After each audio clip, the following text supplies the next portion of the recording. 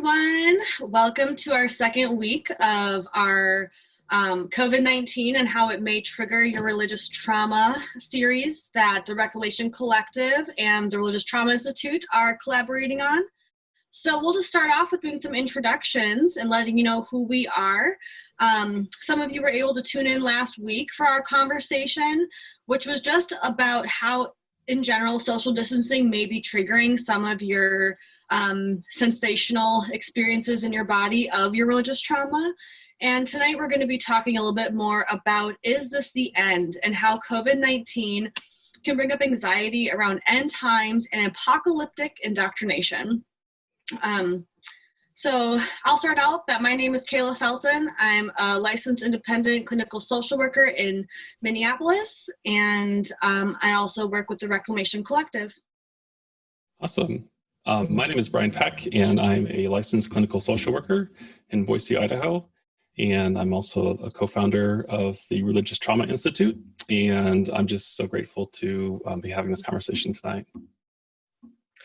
And I am Kendra Snyder, and I am a licensed marriage and family therapist in St. Paul, Minnesota, and also one of the co-founders of Reclamation Collective. And I also am really excited to be joining you all and continuing these great conversations.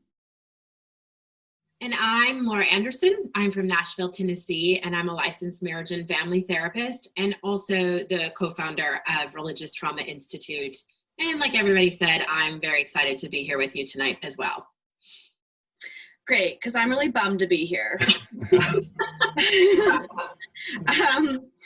I have actually been really looking forward. This is probably the main conversation that I've been most looking forward to, because it is honestly a conversation that we have gotten a lot of feedback from our social media and from folks who've held space in our support groups together. Even prior to COVID-19 coming into our realms, I know that I had a lot of folks share with me over the course of this last year how rapture anxiety and times anxiety still holds a pretty heavy space in how they're able to work with the anxiety that still remains in their bodies through deconstruction and reclamation. So maybe if we want to just start out with kind of defining what is end times anxiety or rapture anxiety, as I've heard people refer to.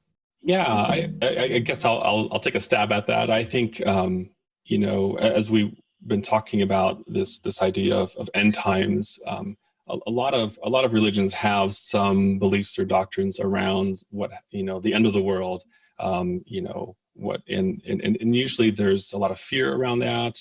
There's a fear of like, am I ready? What happens to me? What happens to my family? And so we're talking about, end times anxiety. Each person's religious experience will be different, but it's that fear that's kind of around the end of the world, whether it's the apocalypse or it's, a rapture or fear of hell, like all these kinds of beliefs, ideas, doctrines that are usually accompanied by fear and often some control as well. I think broadly speaking, that's what we're talking about. The piece I would add to that too is, at least for a lot of Christian faiths, this is kind of the time that God makes things right.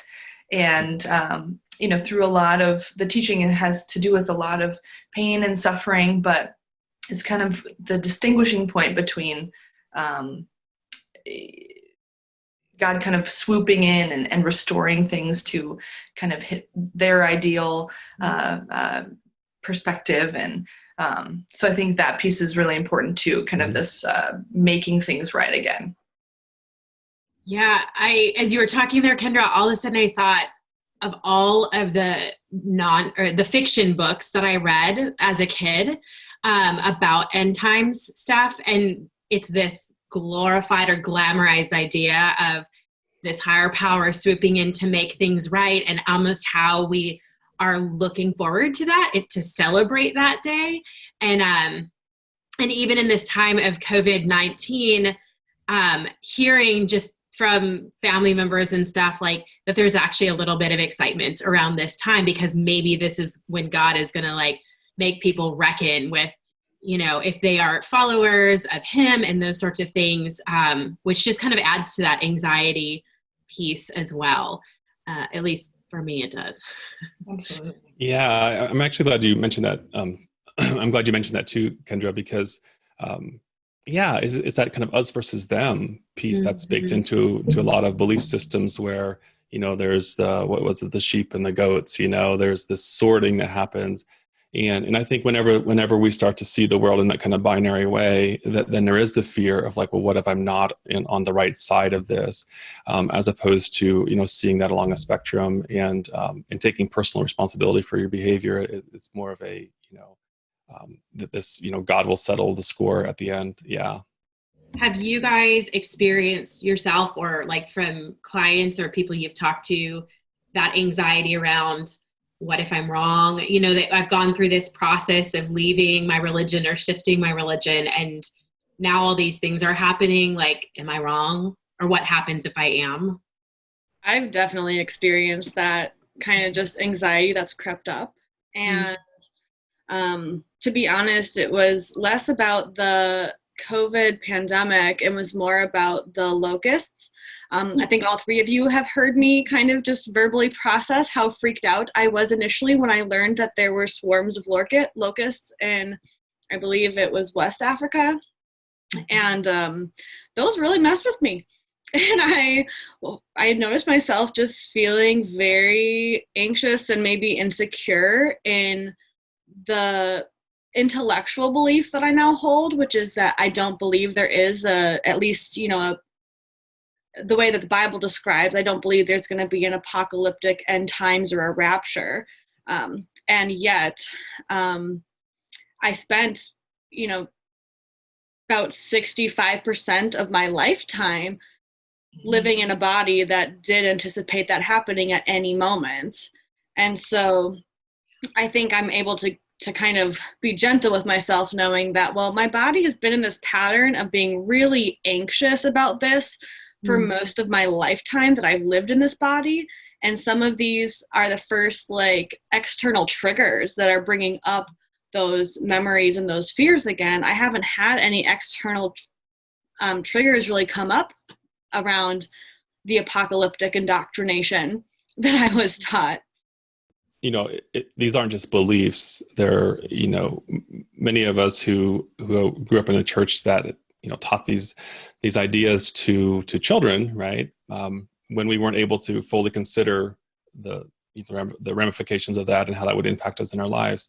We weren't kind of deciding based on the best evidence. We were deciding based on, can I survive this? There's this belief that I'm being taught, and I feel my body is like in survival mode, like I'm in fight or flight, and then I'm like in freeze collapse. Like I want to run away. I remember as a kid, hearing some of these stories and just being terrified, feeling absolutely like physically paralyzed.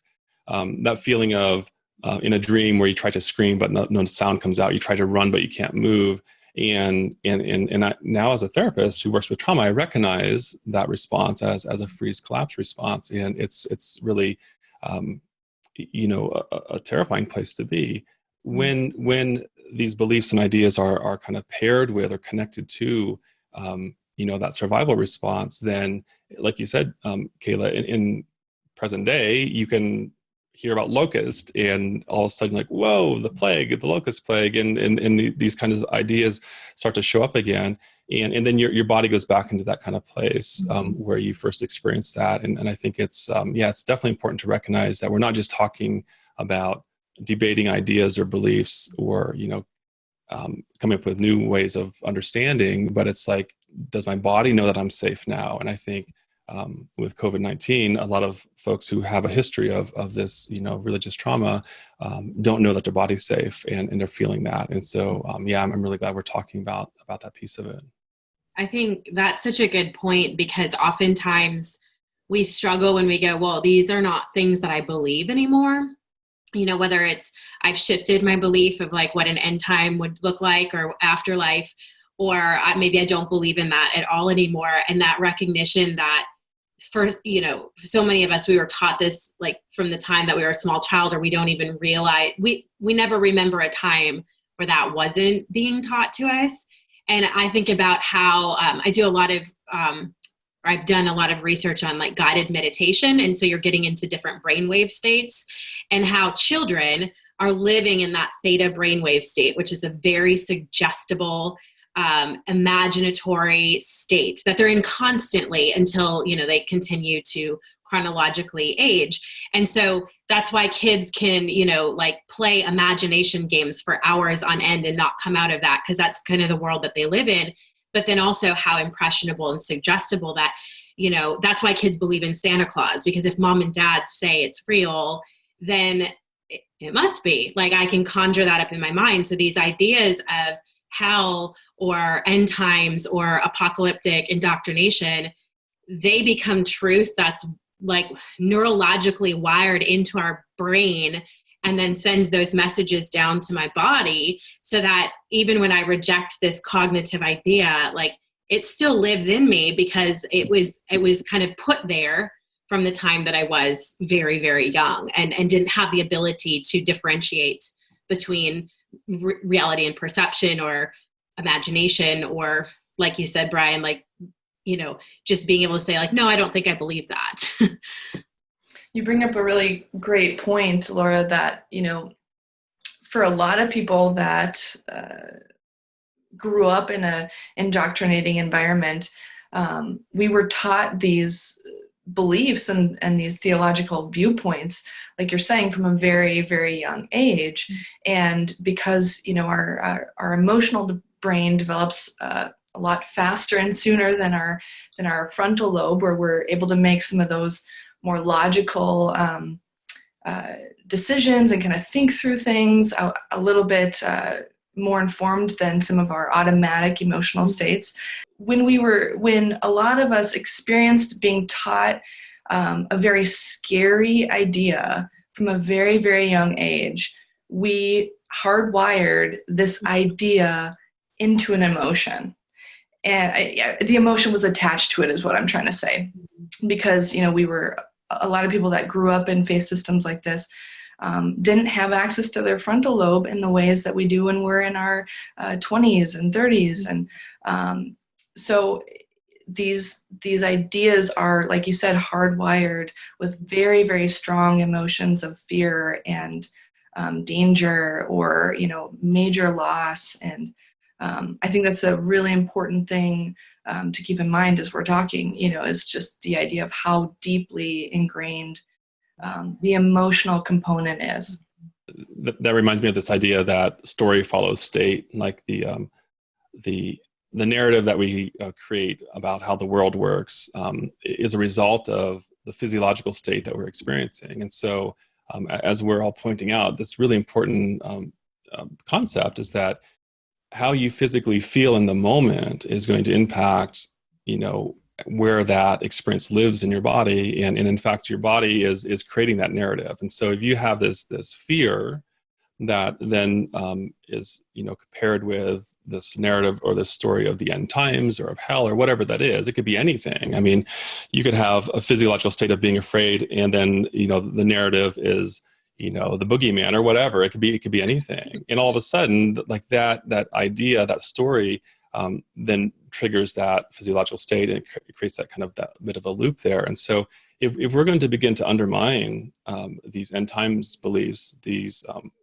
this fear of hell, the anxiety that shows up around religious trauma, it's important that we recognize that we probably can't think ourselves out of this. We can't reason ourselves out of this. We can't read enough and have enough arguments against this. We can do that process, and there's some value in that, I'm sure. But in terms of, I work with lots of folks, myself included. I don't work with myself, but you know what I'm saying. I've had this experience that a lot of folks have had, where I no longer believed in hell, but there still was this fear that would show up on occasion, and I was confused by that, because I'm like, I don't rationally, logically believe in this, like, at all. And yet that my body and the fear response that I was having it didn't matter whether I believed in it or not. It mattered that I had experienced fear around that belief, that doctrine. And so that fear would continue to show up, that kind of trauma response would show up. And it wasn't until I began to do work with my nervous system around that doctrine, around that belief, that I was able to make a lot of progress. And now I don't have that physiological response. It's not nearly as strong as it used to be, and it doesn't show up nearly as often. And so I think to give folks some hope as they're listening to us talk about this important concept, that it's not enough just to have new beliefs or deconstruct old beliefs if you aren't also bringing your nervous system with you. Our bodies evolved to survive, and those survival responses are stronger than any of our stories, and it's important to recognize that. I think one thing I am recalling right now too that feels very familiar is that I've heard a lot of folks share that they really can't watch like horror movies that like have themes of ghosts or demons or any kind of like that spiritual realm of like other beings, and it's because it feels too real. If that was kind of also a context or a indoctrination that was, or just a belief that you were surrounded by growing up. Certainly some folks still have those beliefs as adults, regardless of whether or not they still identify with that religious belief or not. And also for folks who don't any longer believe that there is like this other spiritual realm of ghosts or demons or, spiritual warfare as it was described to me. I certainly am one of those folks who I can't watch those types of movies because it's too scary. It just activates my nervous system in a way that I have not yet found a way to really detach from, or to detach that like anxiety or that, well, maybe that is possible. That lingering just fear and question, which I think also just results in some self-doubt too, right? Where I'm like, well, why do I still have this feeling, or why do I still feel triggered or anxious if I don't actually believe in this, in this realm, or in this apocalypse, or this teaching of any type? So I think that there's a lot of room then for self-doubt, and even sometimes some guilt or some shame. I've experienced that in the last couple of weeks. I've processed it with a number of my colleagues who are here today, and a number of my friends who know that those locusts were messing with me, and that I observed that I did feel a little bit like ashamed, and I had to be very choosy of who I disclosed that to. So I'll just quick disclose it to the internet, but I did feel really self-conscious that I was still so paranoid about a possible rapture, even though I know intellectually I don't really believe that is true. But I've had to do a lot of verbal processing, like, why do I think that? And how have I come to that conclusion? And is it okay that I can just find ways to cope with this anxiety? Because currently it's a part of my body. It may not be forever. I may find ways to cope with it in ways that I'm not even conscious of its existence.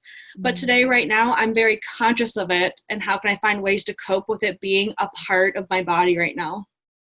Many of us mentioned last week, anger, like feeling a lot of anger right now. And as you were talking, Kayla, I was just thinking about the anger also, because I don't know, I had an experience probably when I was like 20 or so that really started somatically shifting my view of hell. And it's actually, of course, I had to like keep it secret because like nobody else believed this, but it was this overwhelming grieving process of like, I don't think I can believe in this anymore. And so I feel like I worked through some of the fear pieces and those sorts of things, but the anger piece is what's been new for me also.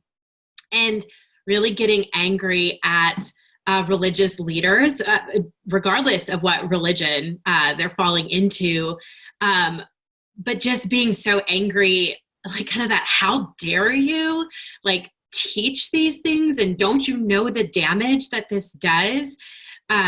And that's where my visceral reaction is coming now, whether it's a political figure that has a religious bent or a religious figure that has a political bent, and using their power in order to influence people in a way that points towards an eternal destiny. And I am getting so angry. And again, like, I love that. I've spent a lot of time yelling in a whisper tone or whisper volume at these people that are doing this, and that feels really good. But just like noticing like this can bring up a lot of emotions, like fear is common, but also sadness and anger. And as you're processing through like how that sits in your body, anger is just the one that comes up for me. Was noticing that in the work that I do with folks who are processing some of that trauma response around, end times or hell, especially, that's a really common, the fear of hell is really common, one that kind of lingers for folks. That anger, that aggression is so important. If we think about trauma is often the result of an experience where you needed to say something or needed to do something to defend or protect yourself or to escape to safety, but you're unable to. The system was too powerful. It was unsafe to do that. And so that felt sense of powerlessness, which, as Kayla was mentioning, also feels a great deal like shame. And shame and trauma often go together because there's that feeling of I should have been able to do something different than I was able to, or I no longer believe this, so why do I still feel this way? And so when it comes to kind of moving through or processing, integrating that initial traumatic experience of being overwhelmed, for me it was sitting in in camp meetings or in church services where there was an evangelist, typically would be describing these horrific, images and stories, and realizing that what my body needed to do in that moment was to access the fight or flight response, this anger, this aggression. And I needed to stand up and say, no, you do not treat me this way. You do not try to control me with fear this way. And then walking out, that's what my body needed to do. And there was too much social pressure. It was too risky. It wasn't safe to do that. And so instead, my body, I felt paralyzed. I felt stuck. I felt trapped, overwhelmed. And when we think about that feeling that persists, and it shows up as anxiety, it shows up as depression sometimes, it shows up in lots of different ways, that this felt sense of powerlessness. We need to go back and have that initial experience or approximate that initial experience in some way where we can then push away and say, no, you don't treat me this way, or say loud, to get angry, to yell, to say whatever needs to be said, so that your body knows, your nervous system knows that you're capable of protecting yourself. Because if we're not able to have that experience, then we kind of get locked into that feeling of powerlessness. And so again, this is not a cognitive process as much as it's a visceral kind of nervous system based process. When you were speaking, Laura, about like kind of anger towards how there's still like systems and institutions or folks are teaching this to children and probably not aware of what damage they may be doing. There's also a part of me that feels, to an extent, there is an amount of empathy. And I don't say this to dismiss the incredible harm that is done in child development through some of these apocalyptic indoctrinations. And there's an empathy of, I know that all the folks who taught me that those beliefs are still, many of them are still living in a body where that is a reality and that's an anticipation for them. And so I think that's just an element that I often end up reminding myself, or kind of like just processing through, is certainly not trying to dismiss or excuse harm that has been done, and trying to just empathize with folks are having to live in that reality as well. That is their reality, is that's their truth, right? And I don't necessarily know what to do with that. But I know that that's just kind of how I often have to balance a lot of these feelings of, there's so much anger and frustration and disappointment even. But then also an amount of like, is it sympathy? Is it empathy? I'm not even totally positive what all those emotions are, but it's cycles and it's generations of these belief systems, right? So it's passed down in rhetoric and language and culture, and I think even genetically. I think like with epigenetics and generational trauma, I think these cycles of believing this for generations, whether or not I believe it theologically or intellectually, like I was born into the world and into a culture of this overwhelming fear and anticipation of a rapture. think that plays so much too into that human need or desire really for certainty. So when you're talking about like, is it empathy or sympathy or whatever, I feel like I'm empathetic to the desire of certainty more than I'm maybe like empathetic to the messages that they're preaching to try to gain a sense of certainty, because there's truth in feeling like, oh, I'm certain that I know this is what is going to happen to me when I die, or that these things that are happening right now in our world point to this prophecy that is going to tell me what the next steps of my life and afterlife are. And like, just, I can be very sympathetic to that desire to know like what's going on, because we are living in a super chaotic time right now, like unprecedented for any of our lives. And so like part of the anxiety is the uncertainty of all of this, whether it's how long is this going to last? Am I or somebody that I know and love going to be impacted by this? Am I going to have my basic needs met? Anything like that. And so there is this certainty that religion can offer of going, yeah, I mean, but even if you do die, or even if this or that happens, like we already know what's going to happen. So when we don't have that, or we don't have that same belief, I feel like that's what can also cause a lot of internal chaos and that fear to kind of come back up, in our bodies or in our interactions with people. As you were talking, Kayla, I was appreciating your kindness just in that moment around acknowledging that, for people, this is their truth. And I think part of the way that I've made sense of that time in my life where this was very much, as far as end times and the rapture, was very much a part of my understanding of what would eventually be my human experience, was just really a way that I soothed the fear of the unknown. And I soothed basically like the experience of death, is either death and or the rapture. And they kind of really were embedded together. And so I think one of the questions that came to mind for me as you both were talking is just like, how can we support ourselves in creating a new response to the fear of the unknown and the fear of uncertainty, when maybe that gut reaction that we've talked about is to kind of want certainty, or maybe fall back into this self-doubting or self-questioning, like, maybe this is the end times, or but how can we change our relationship with uncertainty, because that's exactly what we're living in right now.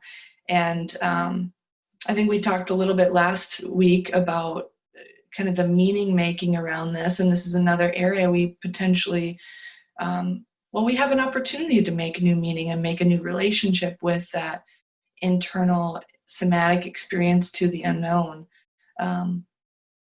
So that's what came up for me when you both were kind of talking about holding kindness for, this still being a belief for other people, for some people, but I think also holding that kindness for ourselves, for our past understanding and our past relationship with uncertainty. How do we have a new experience to uncertainty, I think was that question that I picked up on. And I have a very strong part in me that's, feels like maybe 20 years old, that has spent a lot of time like internally screaming at me out of this desire for certainty, and just, repent and do this, and you should believe this. And I like finally, I've resisted that part in me so much, because I'm like, I don't believe that anymore. And we know that, and it's been X amount of years or whatever. And the other day I just was like, I think I need to lean into that part a little bit rather than resisting it. What would it look like to listen to her? And I just got this overwhelming sense of like, you are terrified right now. And if you are a younger version of me, even a 20-year-old, even though that's technically an adult, like what would you have actually needed at that time? And it wasn't somebody to come in and say, you are so dumb. I can't believe that you believe this, or that you're scared about this. That's such a dumb belief. Like, she needed somebody to sit there and hug her and tell her that it does feel really scary, and whatever it is that she needs to help herself feel safe. And there was a lot of tears involved in that, and time, and just being really slow and patient. And it's not that she has gotten all those messages worked out, but there's a development of trust between that part and myself, that I'm going to show up for her when it feels scary, and give that younger version of myself the things that she needed that she didn't get. So whether that is speaking up, or even like her what I feel like is irrational shrieking, to not be met at that same volume, but to go, oh, I hear where this is coming from, and offering that back, because I never had it back then. So for me, in terms of that, how do we have a different relationship to uncertainty? That's what is coming up. And something I've been practicing. I'd be curious to know from the rest of you what you think. A while ago, I was working with this hellfire thought, right? And kind of zooming out and noticing that, like you said, Laura, there was just a part of me that was afraid, right? And so what I've learned about fear is, if you say, well, there's no reason to be afraid, it doesn't actually do very much. We can't just kind of shame ourselves into not feeling what we feel or experiencing what we're experiencing. But that question that you ask, and the question I ask myself is like, well, what do I need? What does that version of me need? What does that young boy need? And, the young boy version of me is saying, this is true, this is bad, we're going to go to hell, you better do something, you better repent. And if I just say, hey, but buddy, you're afraid, what do you need right now? I don't care about the theological debate. I want to know, are you okay? And if I can offer some compassion, some self-compassion, then that can address that underlying sense of fear. What I want to share is that that can be incredibly difficult. Self-compassion is hard for us humans to do. And so I love when, Laura, when you're talking about, talking to this other version of yourself, almost as if it's someone else. And when I work with clients, sometimes we'll have this conversation about, if you can't imagine being there for yourself in that moment, what if it were someone else, if it were your kid or someone that you cared about who was experiencing exactly what you were experiencing? What would you want to do for them? And that's a way for, it's a bit of a mind hack, but it moves us from this kind of self-protective, problem-solving, critical, judgmental kind of way of approaching ourselves to this more empathetic and compassionate way of approaching others.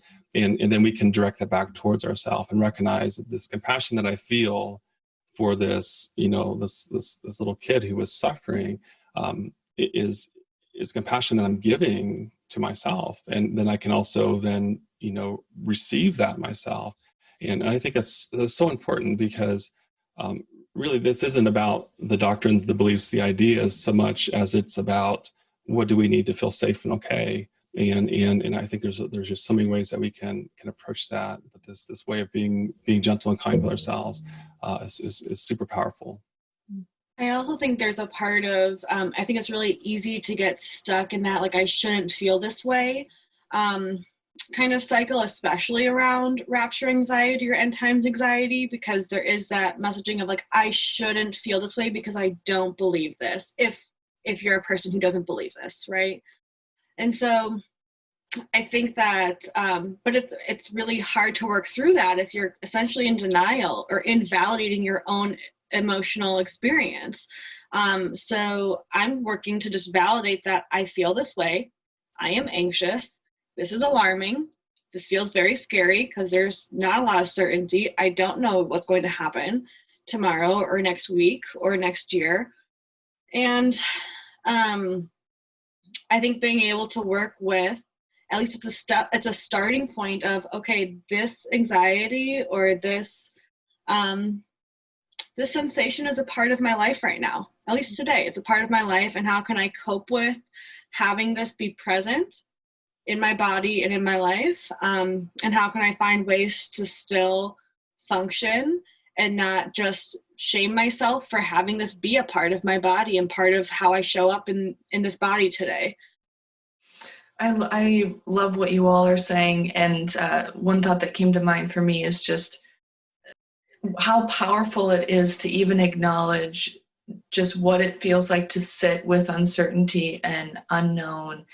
And at least for myself, that was really never allowed. You know, there was a kind of a belief for all these different aspects of living and the afterlife, and to allow myself to build more tolerance for just the feeling of being unsure and being in the unknown, and the anxiety and worry that comes up with that. So to increase a little bit more space for me to just acknowledge the feeling. And then what you, Laura and Brian, mentioned too about then really asking ourselves, what do I need, you know, and when I'm having this big emotion, what do I need to take care of myself, to soothe myself? I love both of those suggestions. I think that's beautiful. Well, thank you all so much for joining us tonight. Please, we will still be live in the comments, so please feel free to ask questions and continue this conversation. And join us next week on April 19th. We'll be talking about Can I Trust Myself? How to navigate uncertainty and reclaim your intuition. So we will look forward to seeing you on the internet again next week. Bye.